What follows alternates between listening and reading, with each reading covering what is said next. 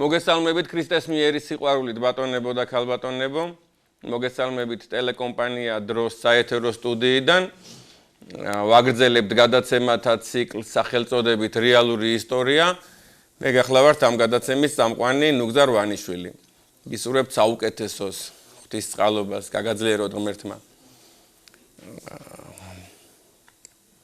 მე რო გახლდით მე-10 კლასში, მსოფლიო შეძარა ერთმა სამწუხარო მოვლენამ.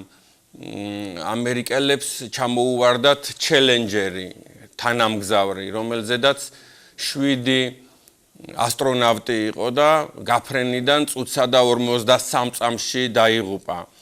მთელი მსოფლიო პირდაპირ ეთერში უყურებდა ამ მოვლენას. ძალიან მწუხარება იყო და სევდის მომგვრელი. რამდენიმე დღეში NASA-მ ამ უძლიერესმა და ზუსტ მეცნიერებაზე აგებულმა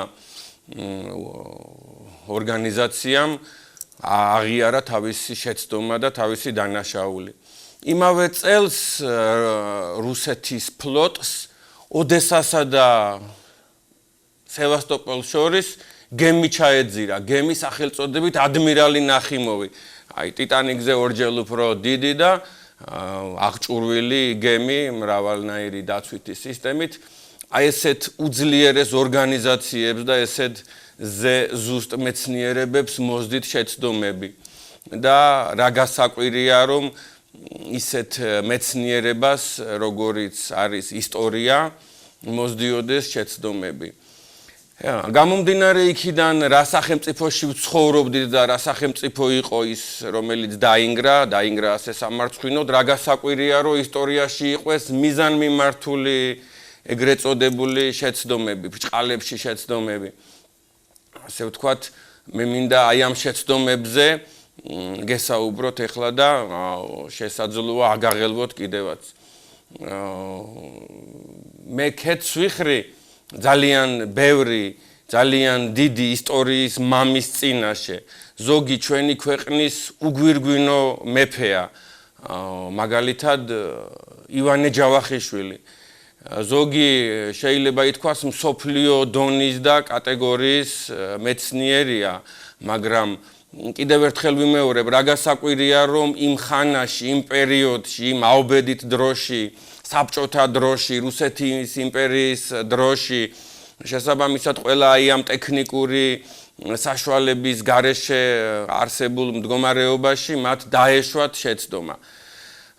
კიდევ ერთხელ აი კეთს ვიხრი, ფეხზე ვუდგები დიდი ივანე ჯავახიშვილის წმინდა სულს, მის სახელს, მაგრამ მე თქვენ მინდა გითხრათ შემდეგი რამ. ივანე ჯავახიშვილი ამბობს, რომ საქართველოში არ უმოღვაწიათ იესოს მოწაფეებს. მოციქულები საქართველოში არ ყოფილან და ეს არის ლეგენდა. რამდენად უცხოა თქვენთვის ეს და რამდენად სიახლეა ეს თქვენთვის არ ვიცი. შესაბამისად ისეთი დიდი იყო მისი ავტორიტეტი, რომ ვერავინ პრაქტიკულად ბოლო 20 წლის განმავლობაში თუ შეირყა ეს აზრი, თორე ვერავინ მანამდე ვერ შეეწინააღმდეგა ამ განცხადებას და მთელი ქართული მით უმეტეს საბჭოთა ისტორიოგრაფია აიგო ამაზე, რომ საქართველოში თითქოს და არ ყოფილან მოციქულები. არ დაუარსებიათ პირველი კათედრები, ანდრია პირველწოდებულს თითქოს და არ ყოფილა საქართველოში მატათა, არ ყოფილა და ასე შემდეგ, ასე შემდეგ. არსებობს წერილი ივანე ჯავახიშვილის მამის მიერ გამოგზავნილი თავისი შვილისადმი, სადაც იგი ემდურება, საყვედურობს დიდ მეცნიერს, უდიდეს ქართველ მეცნიერს, მაინც ასე ვიტყვი და ესე იქნება უკუნითი უკუნისამდე საქართველოში, ივანე ჯავახიშვილს, რომ რატო გადახვედიო შენ ნიკო მარის და ქეროფე პატკანოვის მიმართულებაზეო. რატო აუბი მათ სწავლებას მხარიო, მამა ემდურება, მამა საყვედურობს ივანე ჯავახიშვილს. მოგეხსენებათ იმ დროში, იმ ხანაში, ავბედით საბჭოთა კავშირში თავისი აგებული, თავისი აშენებული, თავისი დაფუძნებული უნივერსიტეტიდან გამოაგდეს ივანე ჯავახიშვილი და არ ვიცი ყავდა თუ არა მას მესაიდუმლე, არ ვიცი ყავდა თუ არა მას ისეთი ადამიანი, ვისთვისაც შეეძლო თავისი გულის ნადები გაენდო, მაგრამ შესაბამისად აი მიზეზები, აი ამისა შესაბამისად რატო იყო იგი აი ამ ფორმულირებაზე დღემდე უცნობია. მოგეხსენებათ 150 წლის წინ კატეგორიული ომი გამოუცხადა ქეროფე პატკანოვის მოძღვრებას ილია ჭავჭავაძემ და მაშინ ილია ჭავჭავაძემ იმარჯვა სხვათა შორის ამ ომში, ქვათაღაღაჩი იგი ორჯერ, სამჯერ აახსენებს ამ ადამიანებს, ამ გუნდს, რომლებიც მიზანმიმართულად აყალბებენ საქართველოს ისტორიას. შესაბამისად, კიდევ ერთხელ მინდა გითხრათ, რეზიუმე აი ამ მოკლე საუბრისა, რომ სამწუხაროდ ივანე ჯავახიშვილი, დიდი ივანე ჯავახიშვილი, დიდი მეცნიერი, სამწუხაროდ არასწორ ფორმულირებას გვაძლევს ამის შესახებ. არსებობს უდიდესი ქართველი მეცნიერი, მოგეხსენებათ, კორნელი კეკელიძე, არსებობს მისი შრომები, სადაც ამბობს ეს ადამიანი, სადაც წერს ეს ადამიანი, თითქოს და ასურელი მამები, რომლებიც შეიძლება ითქვას მესამე ეტაპის განმანათლებლები იყვნენ საქართველოში, ჯერ მოციქულები მაცხოვრისა, შემდგომ წმინდა ნინო და შემდგომ უკვე ასურელი მამები, თითქოს და ასურელი მამები იყვნენ მონოფიზიტები. დაღუპულა მაშინ ჩვენი ქვეყანა სარწმუნოების გზაზე თუ მათი მოძღვრება არის მონოფიზიტური. შესაბამისად, კიდევ ერთხელ ვთქვათ, ვაღიაროთ, რომ კორნელი კეკელიძე ცდება ამ ფორმულირებაში და ამის გასარკვევად მე კიდევ ერთხელ მინდა მიგითითოთ და მოგცეთ მიმართულება ამაში ჩასახედად ჩვენს ეკრანზე დაბლა ჩნდება საიტის მისამართი, სადაც ეს ყველა დეტალი განხილულია და აღწერილია. აღმოსავლეთ საქართველოში გვაქვს ძალიან დიდი გაუგებრობა ჩვენს ერთგულ მეგობარ აზერბაიჯანთან საზღვრებთან დაკავშირებით. ისტორიული საზღვრების თემაზე მინდა გესაუბროთ. შესაბამისად, თითქოს და ალბანეთის საკათალიკოსო და ალბანეთის სახელმწიფო მოსული იყო ახმეტამდე, ალვანამდე, თითქოს და ამ სახელმწიფოს, ამ ეკლესიას ქონდა თავისი კათედრები გურჯაანში, ბოდბეში, დავითგარეჯში და უამრავგან მიჩნეულია, რომ ეს კათედრები, რაზედაც ახლა მე თქვენ გესაუბრებით, თითქოს და მე-11 საუკუნემდე ეკუთვნოდა ალბანეთის საკათალიკოსოს და არა მცხეთას. და ამისი ავტორი, ერთ-ერთი ძირითადი ავტორი არის ერთ-ერთი ქართველი ისტორიის მამა დავით მუსხელიშვილი.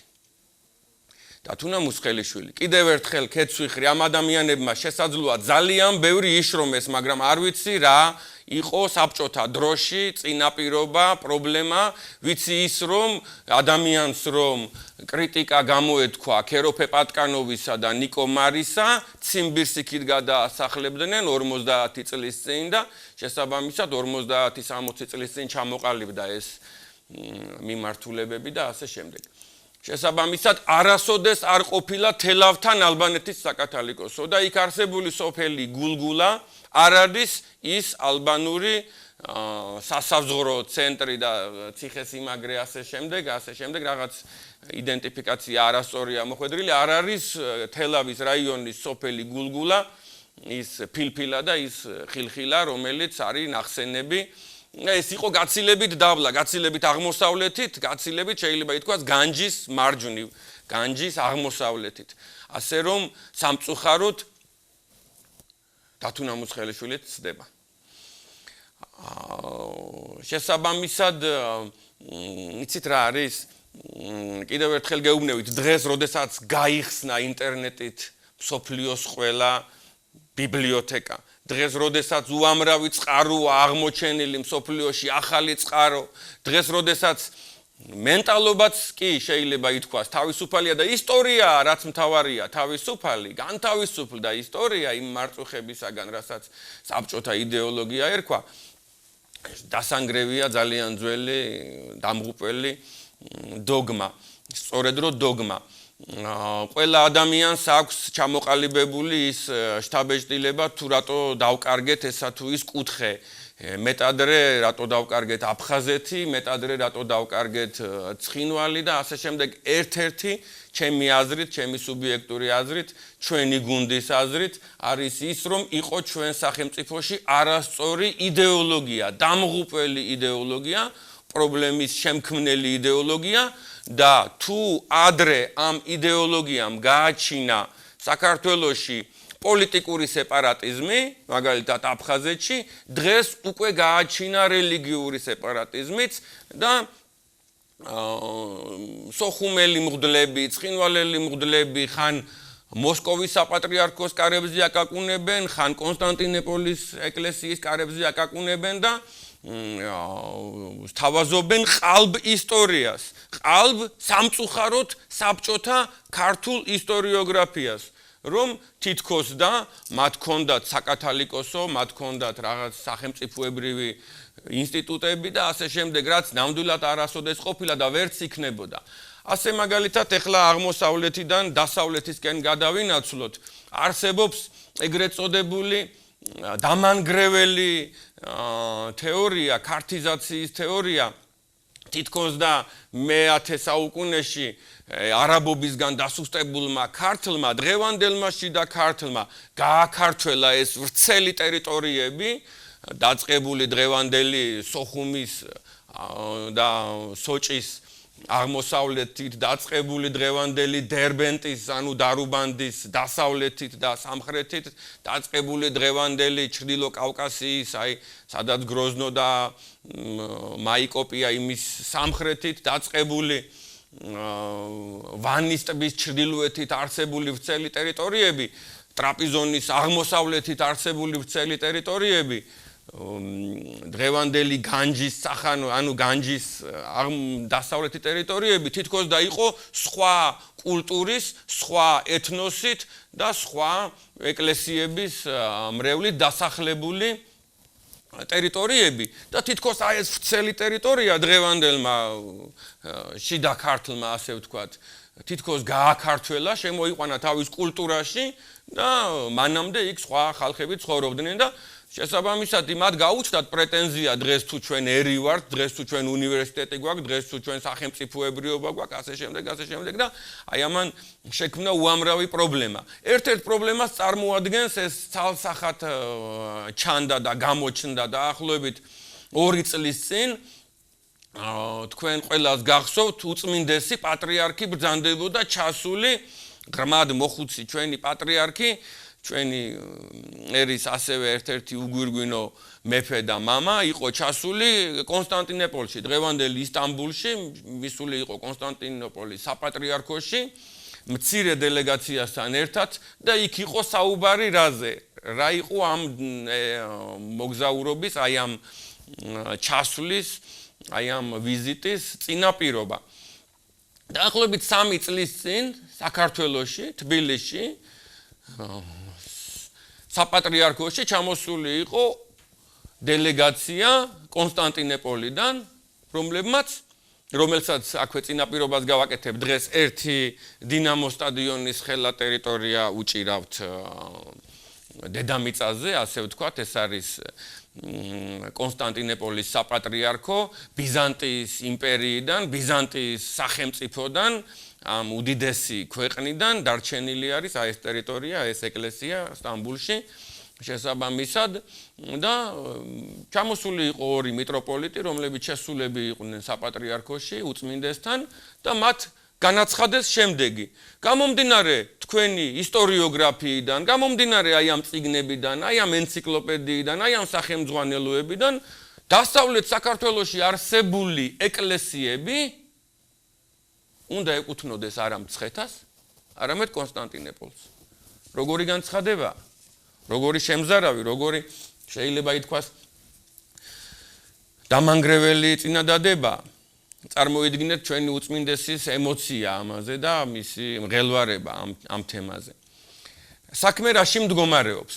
არსებობს ისტორიული წყაროები, რომ კონსტანტინოპოლის ეკლესიას მე-4, მე-5, მე-6, მე-7, მე-8, მე-9, მე-10 საუკუნეში ჰქონდა და ეს ნამდვილად ასე იყო, ჰქონდა კონსტანტინოპოლის ეკლესიის ლაზიკის ეპარქია. ამ ეპარქიის ადგილმდებარეობა დღეს არის იდენტიფიცირებული დასავლეთ საქართველოში. თითქოს და მე-10 საუკუნემდე ქუთაისის დასავლეთით, ფოთის აღმოსავლეთით, სოხუმის ოჩამჩირის სამხრეთით და ქუთაისის ციხისძირის ჩრდილოეთით არსებული ვრცელი ტერიტორია იყო ლაზიკის ეპარქია. და თუ იმ პერიოდში აქ იყო კონსტანტინოპოლის იურისდიქცია, გამომდინარე სოფლიო საეკლესიო მართლმადიდებლური კრებებიდან სამართლიანობის და ურთიერთპატივისცემის ხარჯზე ეს ეკლესიები უნდა გადაეცეს თავის პირდაპირ დამფუძნებელს, თავის პირველ დამფუძნებელს, თავის პირველ მფლობელს, შესაბამისად კონსტანტინოპოლის ეკლესიას.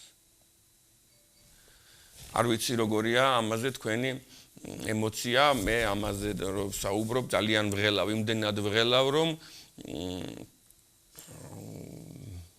ენა მიშრება. აი, თალსაც მივაყოლებ.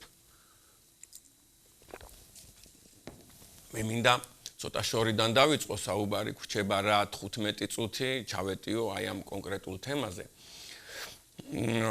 არსებობენ უდიდესი ძველი ავტორები, არსებობენ უდიდესი ძველი ისტორიკოსები, სტრაბონი, პროკოფი კესარიელი, სკილაქსი კარიანდელი, გელასი კესარიელი, თეოფილაქტე სიმოკატა, ასე შემდეგ, რომლებიც ახასიათებენ იმ გარემოს, იმ პერიოდს, იმ გეოგრაფიულ არეალს და ასე შემდეგ. მაგალითისათვის, აი ესეთ რაღაცას გეტყოდით. საქართველოს ისტორიის წიგნში მე-6 კლასის და ყველა წიგნში რაც კი აქამდე გამოცემულა, გარკვევით წერია, რომ თითქოს და პირველ საუკუნეში სტრაბონი წერს ამას, სტრაბონი მაცხოვრის თანამედროვეა, დაიბადა ჩვენ წელთაღრიცხვამდე 50-იან წლებში და გარდაიცვალა ჩვენი წელთაღრიცხვით 20-იან წლებში. და სტრაბონი წერს, რომ მდინარე ფაზისზე აგებულია 120 ხიდი. მე ვთხოვ ისტორიკოსებს, მე ვთხოვ გეოლოგებს, მე ვთხოვ ინჟინრებს, მე ვთხოვ დენდროლოგებს, მე ვთხოვ დღევანდელ ხანაში ამ სფეროში ჩახედულ ადამიანებს მანახონ, სად შეიძლებოდა ყოფილიყო მდინარე რიონზე 120 ხიდი. დღეს 21 საუკუნეში რკინაბეტონის ხანაში არის ფოთიდან ქუთაისამდე 4-5 ხიდი აშენებული. ტანჯვი, წამებით, ვაებით, მე ერთ-ერთი ჩემი პროფესია და მიმართულება ინჟინრობაა და ჩახედული ვარ ამ სფეროში ძალიან ღრმად. სად შეიძლებოდა რომ ყოფილიყო მდინარე რიონზე 120 ხიდი? იხილეთ პირველი ილუსტრაცია, ჩემო მეგობრებო. ეს არის ეგრეთ წოდებული ნარიონალები, გამოთქმაც არსებობს რიონი ნარიონალში, ნიორი ნანიორალში.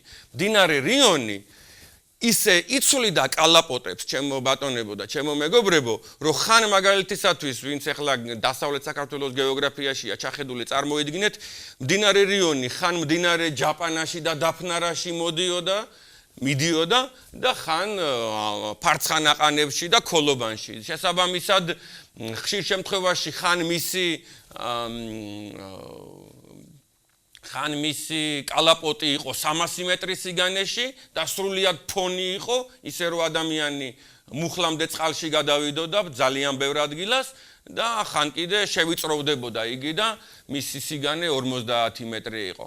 ისე ხშირად იცვლიდა, შეიძლება 3 წლის განმავლობაში ორჯერ შეეცვალა მიმართულება და როგორ შეიძლებოდა რომ ეს მდინარე ყოფილიყო ან სანაოსნო, ან აქ ყოფილიყო რამე ნაგებობა, მეტადრე ხიდი, მეტადრე გზა. შესაბამისად, არსებობენ ცოცხალი ადამიანები, საქართველოს ტექნიკური უნივერსიტეტის მხცოვანი პროფესორები, რომლებიც ახალგაზრდობაში მონაწილეობდნენ აი ამ პროექტებში, რასაც ქვია მდინარე რიონის ჩასმა არტახებში. 111 კილომეტრზე ჩაუტარდა მდინარე რიონს და მის მკვებავ მდინარეებს ნაპირსამაგრის სამუშაოები, აიგო გაბიონები, აიგო დამბები, აიგო შესაბამისად ბეტონის კედლები და მდინარე ჩაჯდა კალაპოტში, რითიც მდინარე აჩქარდა და მიმართულება მიიღო მან, თორე 2 საუკუნის წინ 5, 7, 10, 15, 20, 30 საუკუნის წინ მდინარე ჭაობებში მიდიოდა და შესაბამისად ეს იყო მალარიის უდაბნო, ჭაობის უდაბნო, ამაზე ლაპარაკობს უამრავი ისტორიკოსი და ჩვენი თანამედროვეც. აი, ცოცხალი ადამიანები არსებობენ, ვინმე ბესარიონ ინასარიძე, სინამდვილედ ქცეული ლეგენდა ოქროს საწმისზე. შესაბამისად, აქ სრულად არის აღწერილი თუ რა რაოდენობის ჭაობები იქნა ამოშრობილი ამ ტერიტორიაზე. იქ სადაც დღეს ქალაქი ფოთია, იხილეთ მეორე ფოტო. ეს არის მეორე ფოტო, ეს არის გადაღებული სატელიტიდან ფოტო. აქ როგორ შეიძლებოდა რომ ყოფილიყო ფაზისის სახელოვანი ქალაქი, შეიძლება ითქვას მაშინდელი გაბარიტებით და ზომებით მეგაპოლისი, უამრავ წყაროში არის გადმოცემული რომ თითქოს და ამდენი კოჰორტა იდგა იქ, ამდენი და ამდენი ცხენოსანი არმია, სად უნდა ყოფილიყო განლაგებული, დღესაც კი რთულია იქ მშენებლობა რბილი ნიადაგიდან გამომდინარე და სად უნდა ყოფილიყო ამდენი ყაზარმა, ამდენი ციხესიმაგრე, ამდენი ნაგებობა, ამდენი შესაბამისად თავლა ცხენოსნებისთვის. აი ამ ურთულეს რეგიონში, ხშირ შემთხვევაში მდინარეს ნახეთ, შეხედეთ აღმა დაახლოებით 17 კილომეტრში მდინარე რიონი იწყებს რა სვლას ქუთაისიდან და რაჭიდან, ასე ვთქვათ, აღმოსავლეთიდან დასავლეთისკენ დაახლოებით 3 კილომეტრის მანძილზე უკან ბრუნდება და ისევ აღმოსავლეთისკენ იწყებს ბრუნვას. შემდეგ ტრიალდება და მიდის ისევ ზღვისკენ, ხშირ შემთხვევაში 3, 4, 7, 10 საუკუნის წინ არა რიონი შედიოდა ზღვაში, არამედ ხშირ შემთხვევაში ზღვა შემოდიოდა რიონში. შესაბამისად გამორიცხულია ამ ვრცელ რეგიონში ყოფილიყო კოლხეთის ცივილიზაცია და მდინარე რიონი არ არის ის მდინარე ფაზისი, რომელზედაც საუბრობენ თავის შემოქმედებაში, თავის ნაწარმოებებში სტრაბონი,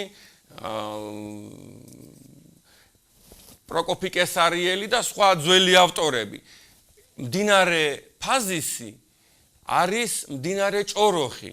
მისი სახელწოდებებია აკამფსისი, ფოასი, ხარფასოსი, სხვადასხვა სახელები აქვს სხვადასხვა წყაროებში და შესაბამისად თქვენ შეგიძლია იხილოთ მესამე ილუსტრაცია თუ როგორ შეედინება ეს არიანი ახასიათებს ამ შედინებას სხვათა შორის ძალიან ნათლად და ლამაზად თუ როგორ შეედინება მდინარე ჭოროხი ზღვაში, როგორც არიან ეყვება ისეთი სისწრაფით და ისეთი ჭავლით შეედინება მდინარე ჭოროხი ზღვაში, რომ ნაპირის გასწვრივ მცურავ დიდ გემებსაც კი უჭირთ მისი დინების გადალახვა და ღრმად შედიან ზღვაში, რომ დინებას შემოუარონ და იმდენად განსხვავებულია მდინარე ფაზისის წყლის სიმკვრივე, იმდენად ტყვიისფერი დაკრავს და იმდენად გემრიელია დასალევად, რომ იგი კაი ხანი ზღვას არ ერევა და მეზღვაურები გემიდანვე ყოფენ წყალში სათლებს და ამოაქვთ წყლიდან, ზღვის წყლიდან მტკნარი წყალი, წარმოიდგინეთ, რომელიც ჯერ არ შერევია შავი ზღვის უსაზღროდ მარილიან წყალს. აი, თუ როგორ შეედინება რა ჭავლით დღესაც კი ააშენეს რა თურქებმა უამრავი დამბა და უამრავი წინააღმდეგობა მდინარე ჭოროხზე, დღესაც კი როგორი ჭავლით შეედინება მდინარე ჭოროხი, ასე ვთქვათ, ფაზისი ზღვაში. შესაბამისად, მეოთხე ილუსტრაცია იხილეთ, ამ ილუსტრაციას ქვია პატრიარხატუს კონსტანტინეპოლიტანი გეოგრაფია დესკრიფციო. თვითონ კონსტანტინეპოლის ეკლესია ხატავს რუქებს, სადაც ცალსახად ჩანს, რომ მდინარე ფაზისის და მდინარე ევფრატის სათავე ერთია. შესაბამისად, თვითონ პროკოფი კესარიელსაც უამრავგან უწერია, რომ მდინარე ფაზისი, ის ფაზისი, სადაც არის ლაზიკის მხარე, არის მდინარე ფაზისის საწყისი არის ტავრის მთებში, ასე ვთქვათ. ცალსახად ყველა დეტალით საუბარი, აი ნახეთ, თქვენ ნახავთ აი ამ რუქის დეტალსაც, სადაც უფრო დიდი იქნება მასშტაბი და თქვენ ხედავთ ქალაქ ფაზის, რომელიც არის დახატული, აღნიშნული კათედრის სახით მაღალი მთების დასავლეთით. ანუ ქალაქ ფაზისის აღმოსავლეთით არის მაღალი მთები, რაც ცალსახად არ არის ქალაქი ფოთის მახასიათებელი. შესაბამისად, ჩვენი კვლევით ქალაქი ფაზისი მდებარეობდა არა ქალაქ ფოთის ადგილას, არამედ ქალაქი ფაზისი მდებარეობდა დღევანდელი გონიო ახალსოფლის ადგილას. 2 წლის წინ, 1 წლის წინ პოლონელებმა სხვათა შორის აღმოაჩინეს უდიდესი ნაეკლესიარი, რომელიც დაახლოებით 38 მეტრი, 14 მეტრზე არის ესეთი კონტურები აქვს ამ ეკლესიას. ეს არის სოფელ ახალსოფელში, გონიოსი არის გადაბმული ეს სოფელი. იგივე იქ გონიოს ციხე და იქ მაშ რა ქალაქი იყო თუ შესაბამისად ეს გრანდიოზული ეკლესიები, ეს გრანდიოზული ნაქალაქარი, რა ქალაქი იყო ახალსოფლის ადგილას? რა ქალაქი იყო ეგრეთ წოდებული ფიჭვნარის ადგილას, რომელიც არის დღეს გათხრილი 6-7 ჰექტარის ტერიტორიაზე და კიდე როგორც ამბობენ 20 ჰექტარის ტერიტორიაზე აქ არის ნაქალაქარი ქობულეთის აღმოსავლეთით. რა ქალაქი იყო? გამოელიათ საბჭოთა დროის ხანის ისტორიკოსებს სახელები, რომ მოახდინეს მათ იდენტიფიკაცია. თითქოს და როდოპოლისი იყო ვარციხეში, თითქოს და ფოთი იყო ფაზისი ძველი, თითქოს და პეტრა იყო ციხისძირი. პეტრას ისი ახასიათებენ ძველი ავტორები, რომ მიუვალი ეს იყო კლდეებით წავსე და ურთულესად ასაღებით ციხესიმაგრე, ზღვაში შემავალი და დღეს მანქანები გადადიან ამ ციხესიმაგრეზე, თუ ის ციხისძირია და არც ერთ შემთხვევაში ციხისძირი არ არის ქალაქი პეტრა. თითქოს ზიგანა იყო ოჩამჩირეში და თითქოს საისინი იყო დღევანდელი ცაიშის ადგილას. შესაბამისად, ლაზიკის ეპარქია მდებარეობდა არა დასავლეთ საქართველოში, იმ ტერიტორიაზე რაც ჩვენ მიმოვიხილეთ, არამედ მდებარეობდა ტრაპიზონის სამხრეთ აღმოსავლეთით, ვიდრე ვანის ტბა. თქვენ შეგიძლიათ იხილოთ შემდეგი ნომერ 6 ილუსტრაცია, სადაც ასახულია ერთ-ერთი ნოტიცია. შესაბამისად, როგორც დღეს საქართველოს საპატრიარქო ხაზავს რუქებს, სადაც არის მოცემული სხვადასხვა ეპარქიები და ეპარქიის საზღვრები, ისე კონსტანტინოპოლის საპატრიარქო ადგენდა ეგრეთ წოდებულ ნოტიციებს, სადაც შესაბამისად აღწერილი არის მისი კათედრები, მისი სამიტროპოლიტოები და ასე შემდეგ. და თქვენ ხედავთ მე-6 ილუსტრაციას, სადაც წერია, რომ პროვინცია ლაზიკა. პირველი ფაზის, როდოპოლის, პეტრა, ეკლესია აბისენორუმ, ეკლესია ზიგანორუმ, but in Leonclavius there are reckoned in 16 this province. ტრაპეზუს მიტროპოლია, ხერიანა, ხარძიანა, პაიპერი, ტოჩალნიტი, ბიზანა, საკაბუსი, ანდაქტა, ზარიმა, ლერიონ და ასე შემდეგ. რომელი ერთი გაგიგონიათ, რომ არსებობს დღევანდელ საქართველოში. ყველა ეს ჩვენ აღმოვაჩინეთ და იდენტიფიცირება მოვახდინეთ ტრაპიზონის აღმოსავლეთით, ტრაპიზონის სამხრეთ აღმოსავლეთით განფენილია ეს მხარე, შესაბამისად კონსტანტინოპოლის ეკლესიის ლაზიკის ეპარქია მდებარეობდა არა დღევანდელ დასავლეთ საქართველოში, არამედ ნამდვილ ლაზიკაში, ნამდვილ ლაზეთის მხარეში, ნამდვილ მეგრელთა მხარეში, როგორც ეს უამრავგან არის აღწერილი, შესაბამისად ტრაპიზონის ვრცელ მხარეში, ტრაპიზონიდან ერზრუმამდე და კიდევ უფრო აღმოსავლეთით განფენილი. თქვენ ხედავთ მე-7 ფოტოს, თუ როგორი არის ფაზისის, ანუ აკამფსისის, ანუ ბოასის, ანუ ჭოროხის შესაბამისად კალაპოტი და სად იყო საშუალება, რომ აგებულიყო ის 120 ხიდი, რომელიც მოხსენიებული აქვს სტრაბონს და მე განახებთ 120-ვე ხიდის ადგილმდებარეობას, რამე თუ ხიდი უკვალოდ არ იშლება, ეს არ არის ეკლესია და ეს არ არის ციხესიმაგრე, რომ ვინმეს უკვალოდ გაენადგურებინათ, იმიტომ რომ ხიდი ყველას ჭირდება, რა იმპერიაც არ უნდა მოვიდეს. თქვენ ხედავთ ფოტო ნომერ 8, ეს არის ნაოსნობა ჭოროხზე. დიდი ქართველი, ასე ვთქვათ, ერთ-ერთი კიდევ ისტორიის მამა, არქეოლოგიის მამა ოთარ ლორთქიფანიძე ამბობს, რომ რიონი იყო სანაოსნო და ჭოროხი არ იყო სანაოსნო. ცოცხალი ადამიანები არსებობენ, რომლებიც ყვებიან რა სატრანსპორტო მიმოსვლა იყო ბათუმსა და ბორჩხას, ბათუმსა და ართვინს შორის. ვეიდენბაუმი არის ესეთი რუსი ისტორიკოსი, იგი წერს, გიორგი ყაზბეგი წერს ამის შესახებ.